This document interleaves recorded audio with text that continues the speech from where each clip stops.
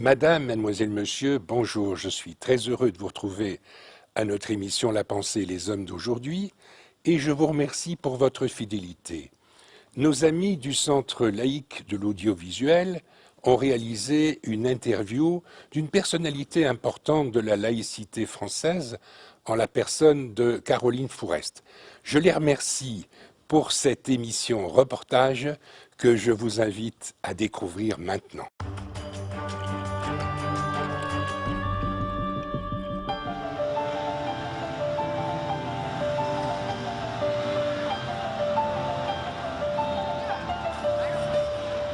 Nous sommes à Paris, place de la République, devant la statue qui symbolise les valeurs de la Révolution française, liberté, égalité, fraternité. Ces valeurs, ce sont aussi les valeurs de Caroline Fourest, journaliste et essayiste, militante républicaine et féministe, qui écrit notamment La tentation obscurantiste, Frère Tariq ou une biographie de Marine Le Pen. Je vous propose aujourd'hui une rencontre avec Caroline Fourest qui a écrit récemment un recueil Quand la gauche a du courage, un ensemble de chroniques qu'elle a réalisées dans la presse française. Place à Caroline Fourest.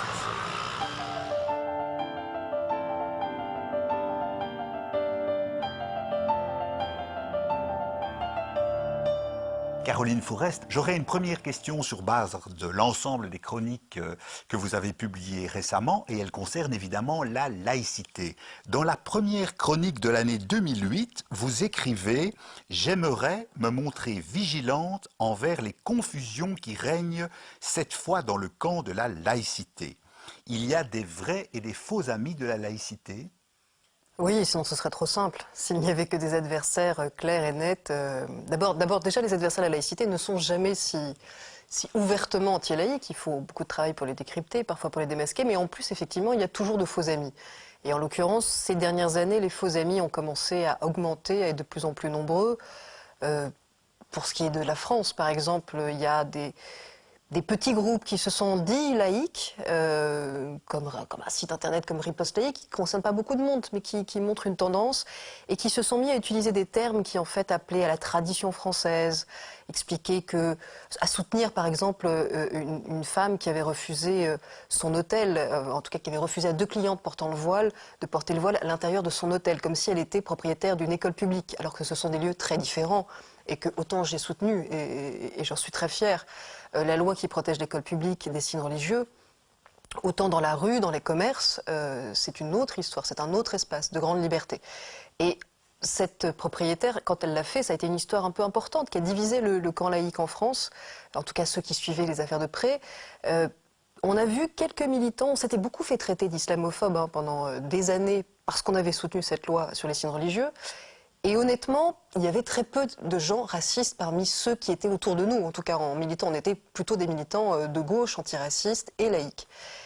À l'occasion de quelques affaires, on a vu émerger effectivement des militants qui commençaient à franchement partir vers l'extrême droite et qui n'étaient plus du tout là pour défendre la laïcité, mais qui étaient là pour attaquer les musulmans.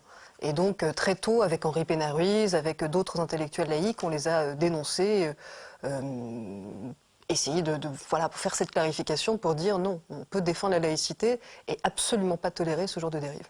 Il y a donc une laïcité ouverte, positive par rapport à une laïcité fermée.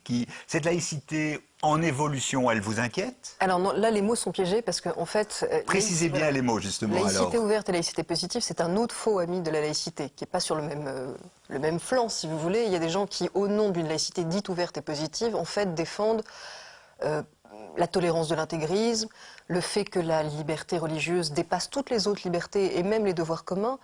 C'est une vision très anglo-saxonne de la laïcité où, par exemple, on l'a vu souvent au Canada, on finit par accepter que des groupes religieux obtiennent des dérogations à la loi commune. Donc pour moi, ça, c'est une trahison du vivre ensemble, de l'égalité.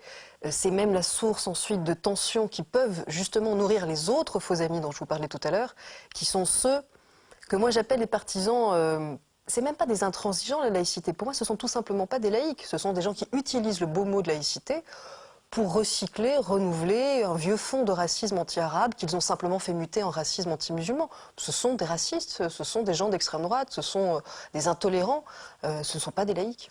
C'est propre à la France ou bien ces faux amis de la laïcité, vous pouvez les démasquer aussi ailleurs sur le continent européen, mais aussi ailleurs dans le monde? Non, non, c'est pas du tout propre à la France, bien sûr. Ça existe dans tous les pays où on a eu des débats très intenses et qui étaient nécessaires en plus, parce que c'est toujours pareil, face à ces dérives, il y a toujours ceux qui se disent « Ah bah du coup, il fallait pas parler de ces sujets-là, parce que ça allait générer des instrumentalisations, des groupes qui effectivement en profitent pour renouveler le racisme ».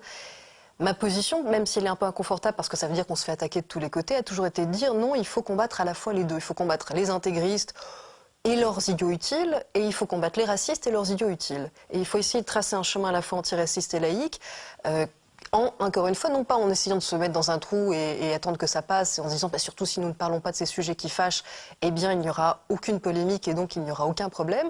Il faut parler des sujets qui fâchent, mais il faut en parler précisément. Et il faut surtout ne jamais se laisser instrumentaliser, récupérer, ce qui fait que moi j'ai pu mener des débats à la fois contre Tariq Ramadan, mais je les ai aussi menés contre Marine Le Pen. Je suis à la fois quelqu'un qui a pu essayer de démontrer que Tariq Ramadan n'incarnait pas un islam ouvert d'esprit, et en même temps que Marine Le Pen, contrairement à ce qu'elle dit, n'est absolument pas laïque et clairement appartient à un parti qui à la fois protège les intégristes catholiques et en plus tient des propos sur les musulmans absolument intolérables, notamment on a eu une confrontation à la télévision qui a beaucoup fait parler d'elle pendant la campagne présidentielle sur la question du racisme anti-musulman.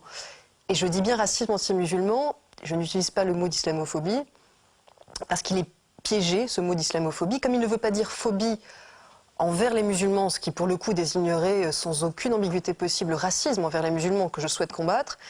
Il parle de phobie envers l'islam, il a tellement été utilisé par des groupes intégristes pour désigner en réalité les féministes, les laïcs, les musulmans qui n'étaient pas intégristes, il faut vraiment le manier avec précaution. Donc je préfère parler de racisme anti-musulman, au moins on sait de qui on parle. Là aussi c'est utile à la clarification du débat. Et c'est ce que je vous disais, c'est-à-dire qu'il ne faut pas hésiter à aborder ces thèmes, mais il faut employer des mots précis.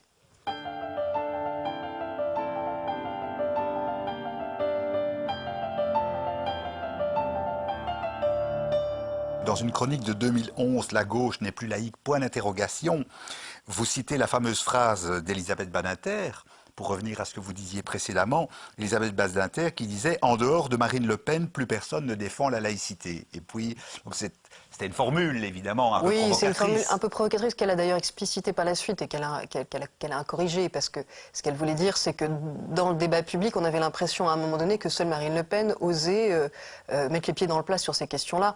En réalité, c'est une conversation que j'ai pu avoir avec elle, il y a toujours eu des gens à gauche, hein, et contrairement peut-être d'ailleurs à d'autres pays, je pense qu'en France, la gauche laïque est restée quand même très très forte, vraiment. D'ailleurs, elle l'a emportée sur la gauche, qu'on a tendance à dire un peu angélique ou trouillarde, tout simplement, sur ces questions-là. Donc, elle a toujours existé, elle ne s'est pas tue, mais c'est vrai que, évidemment, le Front National, quand il parle forcément fort, puisqu'il parle faux, il parle de façon simpliste, et donc, à partir du moment où il est simpliste, il se fait entendre toujours très haut. Mais le Front National n'a jamais été laïque, et Marine Le Pen, dès qu'on creuse, on s'aperçoit, et ça a été aussi l'objet du livre qu'on avait avec Fiammetta Wener, c'est que d'abord on retrace l'histoire, encore une fois, du Front National, partie historique des intégristes catholiques. Absolument. Moi-même, j'ai appris le début de mes travaux, le début de mon engagement laïque s'est fait face au Front National, face à son racisme et face à son anti-laïcité. Mais en plus, quand Marine Le Pen amorce ce tournant par rapport à son père, où elle essaie de faire croire qu'elle est plus sur une défense du modèle républicain ou français face uniquement à l'islam, hein, parce qu'évidemment, il n'est jamais question pour elle de s'attaquer aux autres intégrismes. Et surtout, elle explique que la laïcité est un cadeau du christianisme. Alors que là, vraiment, pour quelqu'un qui se dit nationaliste, il faut quand même qu'elle révise ses histoires, ses manuels d'histoire de France. Parce que, évidemment que la laïcité n'a jamais été offerte par le catholicisme et par l'Église catholique. Il a fallu lui arracher la loi de 1905 qui sépare les églises de l'État. Les députés français qui l'ont voté ont été excommuniés par l'Église en 1905. Et c'est un bras de fer. On a beau avoir un denier de César qui rend à César ce qui est à César. La réalité, c'est que l'Église catholique, si vous ne lui mettez pas des frontières, des barrières, si vous ne lui tenez pas tête, elle est comme toutes les institutions religieuses, elle veut toujours plus. Et donc, de ce point de vue, je me suis aussi toujours élevée, et dans un autre livre, notamment Tir croisé, qui remonte maintenant à 10 ans, contre les explications essentialistes à propos des religions. Juste après le 11 septembre, moi ça faisait déjà 10 ans plus que 10 ans que je travaillais sur les intégrismes donc plutôt chrétiens, catholiques et protestants. Et quand le 11 septembre est arrivé, on a entendu des gens nous expliquer que l'islam avait le monopole du fanatisme, que ça ne venait toujours que d'une même religion. Parce que l'histoire, mais même la réalité d'aujourd'hui, affirme complètement, dément complètement. Tout à fait. Donc on a fait un travail avec Fiametta Wener qui était de les comparer sur la question politique des femmes, de la culture, de l'homosexualité et même du recours à la violence pour montrer où se situaient les convergences et les divergences. Et effectivement, il y a surtout beaucoup de convergences, même si ce ne sont pas des convergences de proportion, même si incontestablement l'intégrisme musulman a pu bénéficier d'un contexte géopolitique, notamment l'essoufflement du nationalisme arabe, le fait qu'il ait beaucoup joué avec le feu du religieux tout en opprimant les démocrates alternatifs potentiellement laïques, le fait que la colonisation ait pu être un instrument des propagandes des islamistes pour refuser toute rationalisation, toute modernisation, par refus justement du modèle du colon. Tout ça a joué en faveur de l'islamisme et fait qu'il explique qu'aujourd'hui il est beaucoup plus dur dans certains pays de lui tenir tête que de tenir tête à l'Église catholique. Mais alors, du point de vue de l'histoire, encore une fois, avec un peu de recul, il n'y a aucune religion qui ne cherche pas à avoir de l'emprise sur la vie en société. Et donc c'est un bras de fer, et donc ça n'est sûrement pas un cadeau du christianisme. Et donc la solution n'est pas le christianisme contre l'islam, ou de réactiver les guerres de religion, c'est de réaffirmer un cadre qui permette à ceux qui croient et à ceux qui ne croient pas de coexister ensemble sans que les uns soient supérieurs aux autres.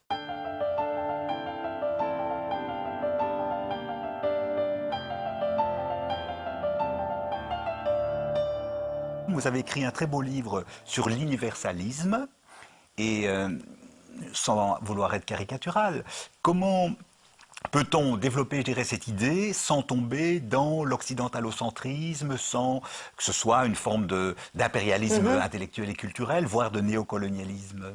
Mais justement, l'universalisme est, pour moi, est l'inverse du colonialisme. Alors je sais qu'il est caricaturé, d'ailleurs c'est une propagande, hein, il faut quand même comprendre l'intérêt d'un certain nombre de pays, notamment aux Nations Unies, un peu moins ces derniers temps, mais à une période très fortement, d'utiliser l'appel au relativisme culturel ou à... En gros, au nom des traditions et des cultures, il faudrait que les droits de l'homme s'arrêtent aux portes de certains pays.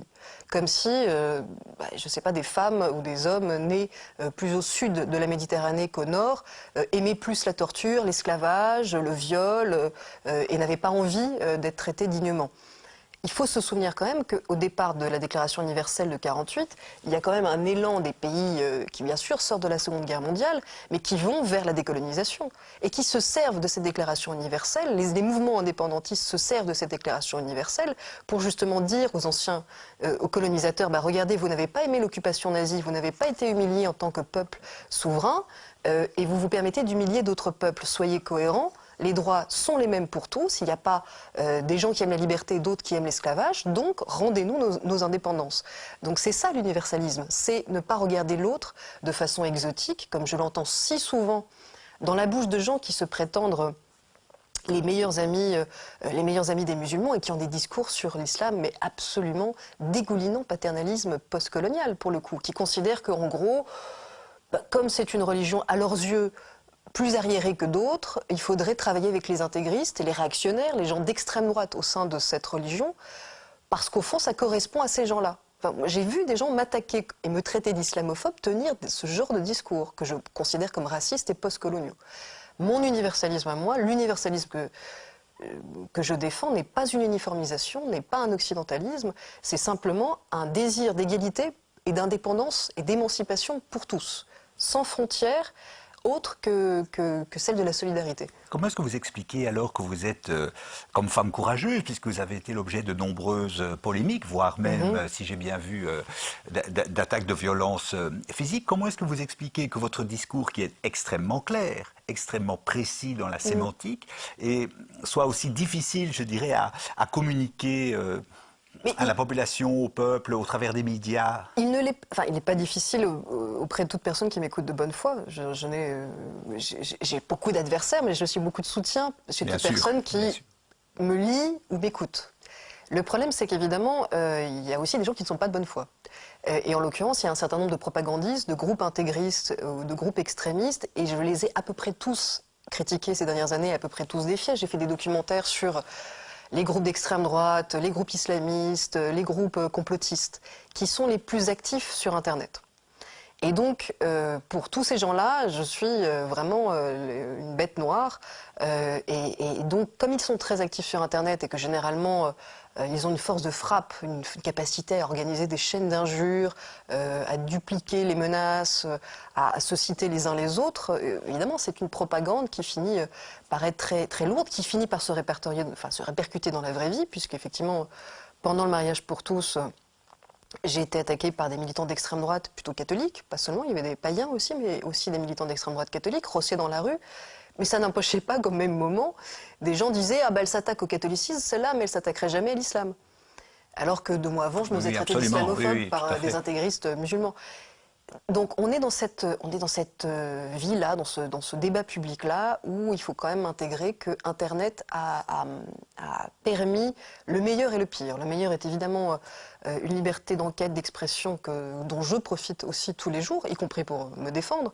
Mais en tant que journaliste engagé, aujourd'hui, il n'est plus question d'imaginer qu'on peut travailler sur des sujets aussi sensibles sans prendre le risque de ces campagnes de diffamation, de harcèlement et parfois de menaces. Ça fait partie du métier. Il faut l'intégrer, voilà.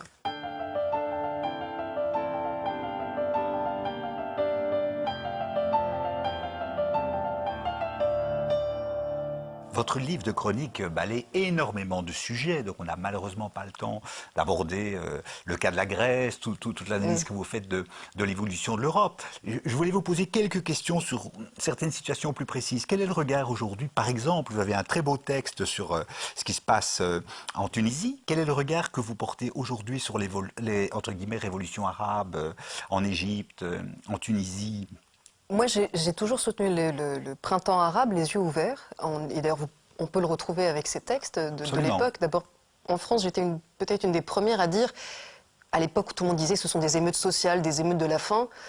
Et j'avais fait une chronique, la première disait non, ce sont des émeutes politiques, il se passe quelque chose de très très important. Mais qui nous a quand même tous pris de court parce que son ampleur, l'ampleur de ces révolutions était juste inouïe et très positif, contrairement à ce qu'on peut imaginer. Bien sûr qu'après l'été vient l'hiver islamiste.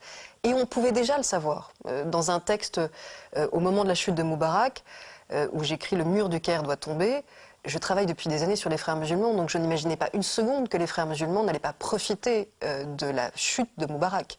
Et pourtant, il fallait la soutenir. Et pourtant, il fallait parier sur le fait que on ne pouvait plus être dans ce cercle infernal entre d'un côté des autoritaires nationalistes et de l'autre une alternative islamiste qui avait un peu tous les avantages parce qu'ils apparaissaient à la fois comme les martyrs du régime, ce qu'ils étaient, ils ont été souvent mis en prison, réprimés, et en même temps comme la seule alternative possible puisqu'ils n'avaient jamais au fond à rendre compte de leurs actes. C'est un mouvement social qui apporte de la soupe dans les quartiers où il n'y en a plus, qui apporte des soins dans des quartiers où il n'y en a plus. Donc il fallait crever l'abcès, il fallait que cette option autoritaire soit levée, même si on voit bien qu'elle peut revenir à la faveur d'un... mais en même temps, ça aussi, c'est quelque chose que beaucoup de confrères ne voulaient pas entendre, et l'histoire nous a, à moi et d'autres, mais plutôt donné raison. C'est fou la vitesse à laquelle l'hypothèse frères musulmans s'est aussi périmée une fois au pouvoir. C'est-à-dire qu'une fois qu'ils ont été déclarés partis politiques, personnellement, moi j'ai dit, mais ouah, maintenant ils vont devoir assumer. Maintenant ils ne pourront pas jouer simplement aux martyrs, ils vont devoir assumer ce que c'est que le pouvoir. Et les Égyptiens, à une allure absolument incroyable, ont été écœurés par l'utilisation politique de l'islam que font les frères musulmans. Écœurés à un point que d'ailleurs des Européens ne comprennent pas aujourd'hui. Ils ne comprennent pas à quel point, eux, ils ont pris conscience qu'il s'agissait d'un parti fasciste. Et que donc, c'est l'équivalent, si vous voulez, de si en Europe, nous avions élu, même légalement, même par les urnes, un parti d'extrême droite, et que du jour au lendemain, ils commencent à changer l'équilibre des pouvoirs, changer les magistrats, faire la guerre aux uns, aux autres, avec une branche armée, parce que les frères musulmans, il ne faut jamais l'oublier, ont une vitrine légale, ont une vitrine officielle en costard-cravate très polie, mais ils ont aussi une branche plus secrète et beaucoup plus violente. Et donc, qu'est-ce qu'on fait, nous, démocrates, et je dis nous, démocrates égyptiens, nous, démocrates tunisiens, nous, démocrates européens, comme nous sommes devant des antidémocrates qui participent à une élection? C'est là qu'on s'aperçoit que la démocratie, c'est beaucoup plus exigeant que simplement des élections libres, et que c'est beaucoup plus compliqué que ça. Et les Algériens l'ont vécu avant nous. Après, il n'y a pas de bonne solution. quand vous êtes dans cette situation-là, parce que vous ne pouvez pas trahir vos principes de démocrate pour essayer de faire la guerre à des gens qui veulent votre peau et qui veulent concrètement confisquer la démocratie. Si vous trahissez, vous n'êtes plus ce pourquoi vous vous battez. Et en même temps, si vous vous laissez faire, il n'y a plus de démocratie.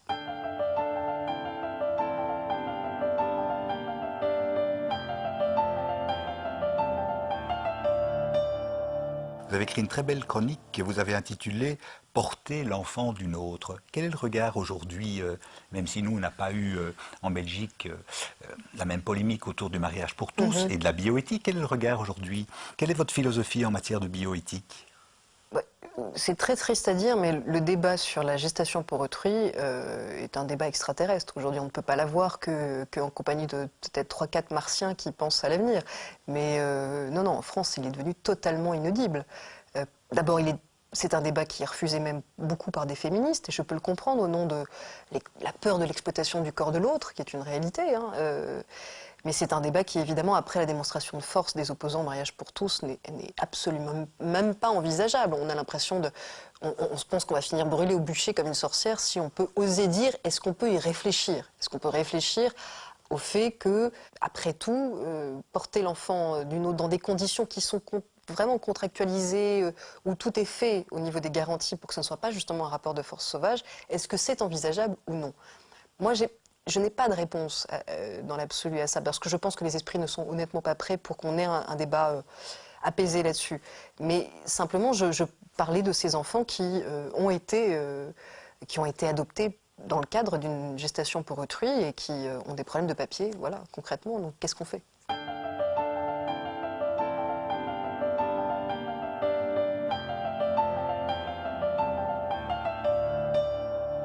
Vous avez écrit aussi une belle chronique sur les lois mémorielles, par rapport notamment à la loi en France sur le génocide arménien. Quel est votre sentiment par rapport à toutes ces lois qui, je dirais, érigent en infraction certaines conceptions de l'histoire, disons? Là aussi, c'est un débat complexe, très complexe. À partir du moment où on considère qu'il y a certains génocides qu'on ne peut pas nier, parce que ce qui m'ennuie, moi, c'est pas tellement évidemment qu'il faut avoir un débat libre sur l'histoire, évidemment que ça n'est pas aux politiques d'écrire l'histoire. Simplement, il y a des groupes qui utilisent la négation de génocide pour inciter à la haine et à reproduire des massacres de masse. Et donc, nous avons des lois antiracistes en France, auxquelles je suis assez attachée, et je pense qu'on doit pouvoir trouver un moyen, effectivement, d'encadrer la liberté d'expression quand elle vise à inciter à la haine ou à reproduire la haine à partir de la négation d'un massacre de masse, comme un génocide. Donc, en tout cas, j'ai été très gênée, honnêtement, vraiment très gênée par le lobbying concrètement qui a été fait pour... Du gouvernement turc ? Oui, du gouvernement turc et de ses amis, qui a été là aussi d'une violence assez inouïe contre toute personne qui voulait encadrer l'incitation à la haine à partir du génocide arménien. On ne l'a pas fait sur le Rwanda. Il y a eu des idées, non, des propositions de loi C'est là où vous avez raison, c'est là où évidemment c'est infini comme revendication, mais parce qu'évidemment il y a une communauté arménienne importante en France et donc qui ressent ce besoin peut-être plus qu'une communauté rwandaise en France. Mais bien sûr que on ne peut pas faire des lois sectorielles, c'est-à-dire que ce qui est compliqué, c'est justement de devoir le faire génocide par génocide. Ça ne devrait pas se passer comme ça.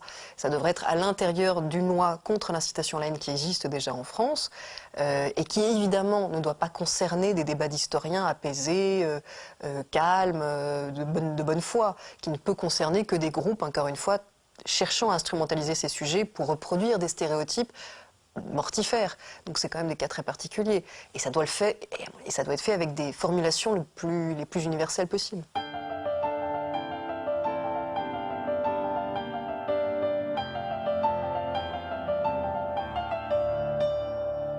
Par rapport au poids de tous ces obscurantismes, de toutes ces attitudes extrêmement discriminantes, discriminatoires, est-ce qu'il ne serait pas intéressant qu'un jour, les athées, par exemple, se rassemblent, se réunissent, je dirais, pénètrent les structures de l'État? Alors je sais que la laïcité n'est pas la même en France et en Belgique, oui, bien évidemment, mais est-ce que l'athéisme en tant que position philosophique et à la limite politique ne devrait pas, petit à petit, peser d'un poids plus important dans le débat public?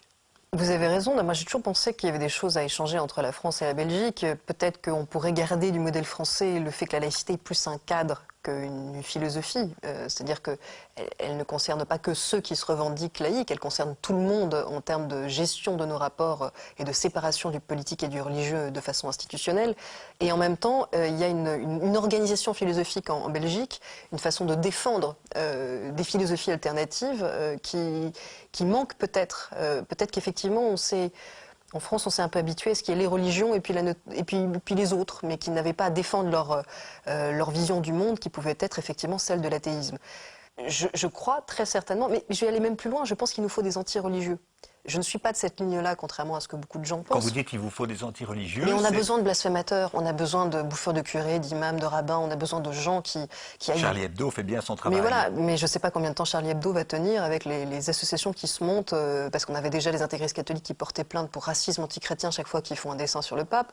Mais là, vous avez une cohorte d'associations qui portent plainte pour islamophobie chaque fois qu'ils font un dessin sur l'islam. Donc à ce rythme-là, Charlie Hebdo, des journaux satiriques comme Charlie ne vont pas tenir très longtemps. Or, nous avons besoin d'humoristes, de caricaturistes, de blasphémateurs, de gens radicalement anti-religieux pour peut-être contrebalancer un petit peu la fureur des fanatiques aujourd'hui et se rappeler qu'au fond la laïcité est une modération tout à fait consensuelle qui devrait faire l'unanimité. Caroline Forest, un tout grand merci à vous. Merci à vous.